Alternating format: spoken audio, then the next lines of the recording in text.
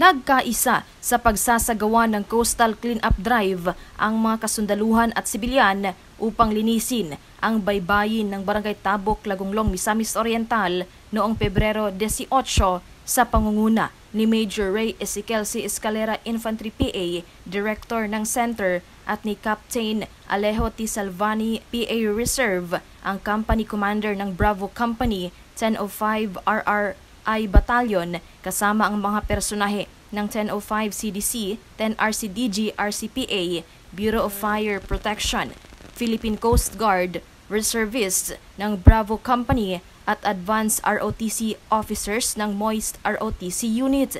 Layunin ng aktibidad na ito na maging bahagi sa pagtugon sa suliranin sa kalikasan at itaguyod ang pagpapahalaga sa coastal ecosystem. Sa pamamagitan ng pagtutulungan ng kasundaluhan at sibilyan, ipinakita nila ang kanilang dedikasyon sa pangangalaga sa kalikasan at kapakanan ng komunidad. Kaugnay nito, nagpakita ng determinasyon at sigasig ang mga nag-volunteer sa paglilinis ng baybayin na kung saan tinipon ang mga nakitang basura at kalat na nakakasira sa kalikasan. Samantala, sinabi ni Major Escalera na ang naturang aktibidad ay nagpapatunay na sa pamamagitan ng pagtutulungan at suporta, kayang-kaya ng kasundaluhan at sibilyan na magbigay ng positibong pagbabago sa komunidad. Ito ay isang magandang halimbawa ng pagkakaisa para sa ikauunlad ng ating kalikasan at kapaligiran.